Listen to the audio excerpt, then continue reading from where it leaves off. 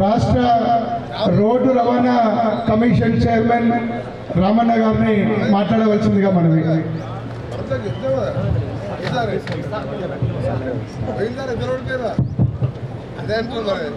ఈనాటి సభాధ్యక్షులు స్థానిక మున్సిపల్ చైర్మన్ నిరంజన్ రెడ్డి గారు, ఈ కార్యక్రమానికి ముఖ్య అతిథులుగా విచ్చేసిన ఆర్ఎన్బి శాఖ మంత్రులు కోమటిరెడ్డి వెంకటరెడ్డి గారు, స్థానిక శాసనసభ్యులు మల్రెడ్డి రంగారెడ్డి గారు, వేదిక మీద ఉన్న మున్సిపల్ చైర్మన్లకు, కౌన్సిలర్లకు, అదేవిధంగా మార్కెట్ కమిటీ చైర్మన్లకు, పార్టీ అధ్యక్షునికి, అధికారులకు అందరికీ ముందుగా నమస్కారాలు తెలియజేసుకుంటూ, మీరందరూ ముందున్న ఈ నియోజకవర్గ సోదరులకు కూడా నేను ప్రత్యేకంగా ధన్యవాదాలు తెలియజేసుకుంటున్నా. ఎందుకంటే కాంగ్రెస్ పార్టీ అధికారంలో రావడానికి మీ వంతు షేర్ కూడా ఉంది. మీరు కష్టపడి ఈడ ఎమ్మెల్యేని గెలిపిస్తేనే ఆడ ప్రభుత్వం రావడం జరిగింది.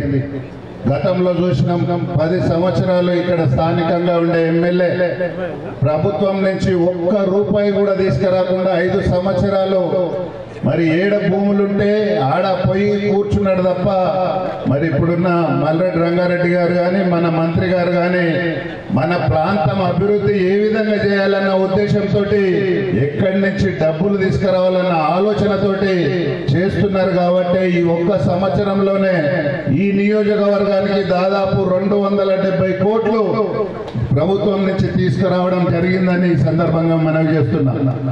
అంతేకాకుండా మరి మీరందరు కష్టపడి ప్రభుత్వం వచ్చినందుకు మాకు కూడా ఒక అవకాశం దొరికింది ఆర్ఎన్బి చైర్మన్ గా. మరి దాంట్లో కూడా మరి వెంకన్న గారి సహకారంతో మన నియోజకవర్గంలో దాదాపు అంటే రాష్ట్రంలోనే 25 టోల్ రోడ్లు మాకు ఆర్ఎస్సికి అప్పచెప్పినందుకు 5,000 కోట్లతోటి మరి ప్రణాళికలు కూడా సిద్ధం చేయడం జరిగిందని ఈ సందర్భంగా మనవి చేస్తున్నాం. అందులో భాగంగానే మన సాగర్ రోడ్డు కూడా బైర్మల్గూడ చౌరస్తా నుంచి నాగార్జున సాగర్ వరకు 135 కిలోమీటర్లుంటే అందులో మరి మర్రిగూడ టర్నింగ్ అంటే మాల్ వరకు 6 లైన్ల రోడ్డు పెట్టి అక్కడి నుంచి 4 లైన్ల రోడ్డు పెట్టమని మరి మన మంత్రి గారిని అడగడం జరిగింది. ఇవన్నీ అంతేకాకుండా మరి ముఖ్యంగా ఎమ్మెల్యే గారు సీఎం గారిని అడిగి హైదరాబాద్ రోడ్డు డెవలప్మెంట్ కార్పొరేషన్ లో మన ఇబ్రాహీంపట్నం నియోజకవర్గంలో దాదాపు 800 కోట్ల ప్రపోజల్స్ తయారు చేయడం జరిగింది. మొన్ననే ఒక 1500 కోట్లు టెండర్లు కూడా పిలిచారు. అందులో మన ఇబ్రాహీంపట్నంలో 2 రోడ్లే ఉన్నాయి. అవి కాకుండా ఇబ్రాహీంపట్నంలో 13 రోడ్లు, ఈ రింగ్ రోడ్ లోపల ఉన్న రోడ్లన్నీ కూడా దాంట్లో ప్రపోజల్ పెట్టడం జరిగిందని ఈ సందర్భంగా మనవి చేస్తా ఉన్నా. అందులో భాగంగానే బొంగులూరు గేట్ నుంచి ఆదిబట్ల నుంచి ఓవైసీ హాస్పిటల్ వరకు కూడా 4 రోడ్ల ప్రపోజల్ హెచ్ఆర్టీసీలో పెడితే ఖచ్చితంగా అందులో డబ్బులు ఉన్నాయి. మొన్న టెండర్లు వెంకన్న గారికి కూడా నేను మనవి చేస్తున్నా, మొన్న టెండర్లు ఇచ్చిన 1500 కోట్లలో హైదరాబాద్ లో ఎక్కడ రోడ్డు క్లియరెన్స్ దొరకట్లేదు, ప్లేస్ దొరకట్లేదు.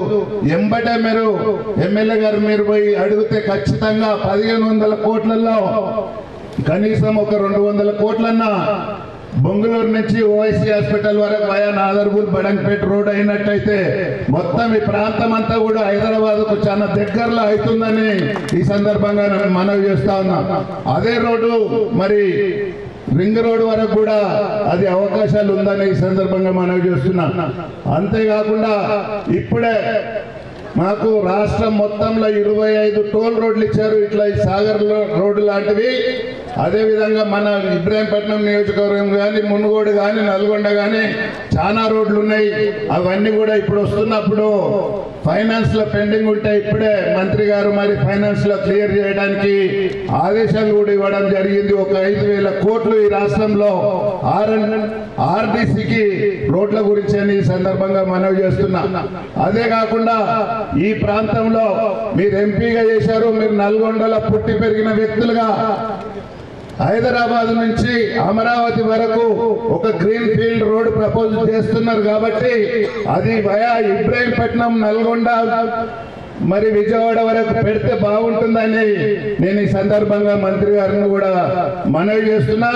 ఎందుకంటే విజయవాడ రోడ్డుకు పోయి కొద్ది ముంగటికి పోయినాక ఎక్కడ కనెక్ట్ చేసినా దానికంటే వయా ఇబ్రాహీంపట్నం పెడితే బొంగుళూరు జంక్షన్ నుంచి ఈ ప్రాంతం అంతా అభివృద్ధి చెందడానికి చాలా అవకాశాలు ఉంటాయి. కాబట్టి ఖచ్చితంగా గ్రీన్ ఫీల్డ్ రోడ్డును ఇబ్రాహీంపట్నం నుంచే తీసుకెళ్లాలని నేను మంత్రి గారిని మనవి చేసుకుంటూ, మరి ఈ ప్రాంతం అభివృద్ధి కొరకు ఎల్లప్పుడూ ఎక్కడ డబ్బులుంటే అక్కడ ఇప్పుడు దాదాపు 270 కోట్లు ఒక 6 నెలల్లో తెస్తే గత 15 సంవత్సరాలు ఇక్కడ స్థానికంగా శాసనసభ్యులుంటే మీ అందరికీ తెలుసు, ఇక్కడ ఉండే ప్రజాప్రతినిధులందరికీ తెలుసు.